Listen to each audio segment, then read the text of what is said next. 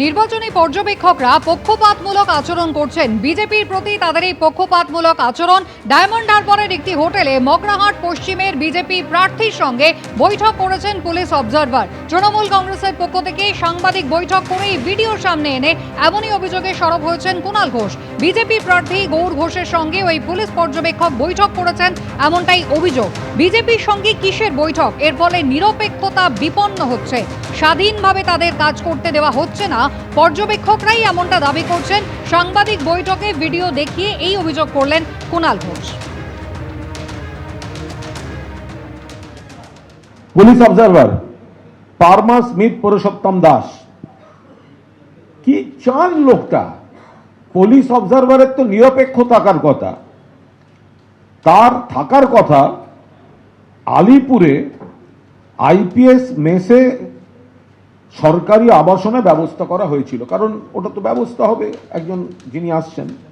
তার বদলে তিনি গিয়ে সাগরিকা হোটেলে 208 নম্বর ঘরে গিয়ে উঠেছেন।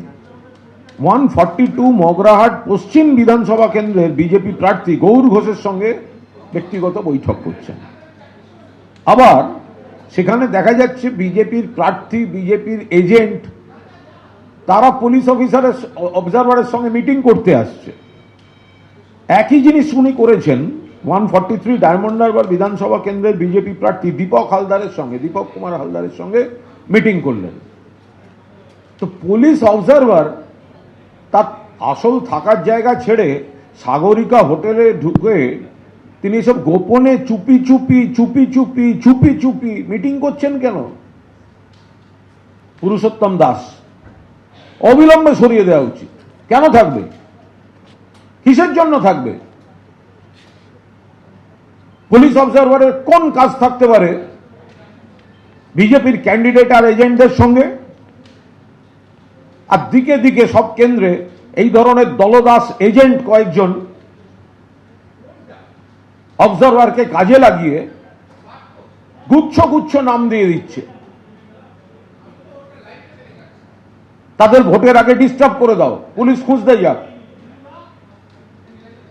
ধরতে পারলে ভোটের দিন সন্ধ্যা অব্দি আটকে রাখো। এইভাবে ভোট করাতে চায়।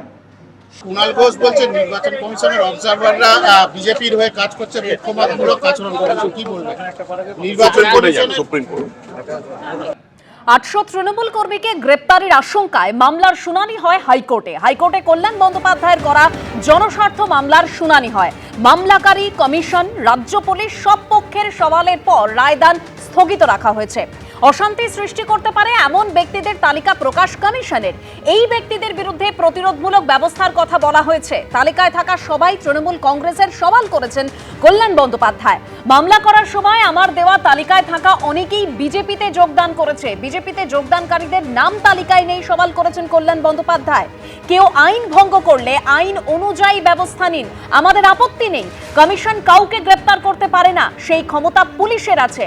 কিন্তু এভাবে সার্বিকভাবে একটা নির্দেশিকা জারি করা যায় না। এই তালিকা ভিত্তিহীন, কোনো কারণ না দেখিয়ে করা হয়েছে। যাদের নাম আছে তাদের কলঙ্কিত করার চেষ্টা করা হচ্ছে, সওয়াল মামলাকারী আইনজীবী কল্যাণ বন্দ্যোপাধ্যায়ের।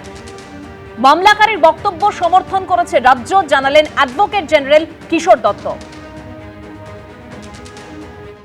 সম্পূর্ণভাবে বিজেপির কথায়, বিজেপির ডেপুটেশন বা বিরোধীদের ডেপুটেশনের উপর কোথাও বিজেপি গেছে, কোথাও সিপিএম গেছে, কোথাও কংগ্রেস গেছে।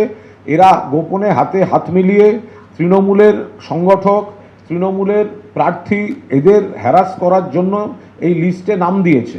এবং এই লিস্টে নাম দিয়ে কোনো রকম তদন্ত, কোনো কিছু খতিয়ে দেখা ছাড়া এদের যাতে ভোটের আগে ডিস্টার্ব করা যায় সেই মতো ইলেকশন কমিশন ব্যবস্থা করছেন। আমরা তীব্র বিরোধিতা করছি এবং যদি ব্যবস্থাই নিতে হয় তাহলে এমন অনেক জনের বিরুদ্ধে ব্যবস্থা নেওয়া দরকার যারা বিজেপিতে ঢুকে বসে আছেন আর রোজ হিংসাত্মক প্ররোচনামূলক কথা বলছেন। তাহলে অমিত শাহ থেকে শুরু করতে হবে। প্রথম অমিত শাহকে রাজ্য থেকে বার করে দেওয়া উচিত। এখনই এবিপি আনন্দ এগিয়ে থাকে, এগিয়ে রাখে।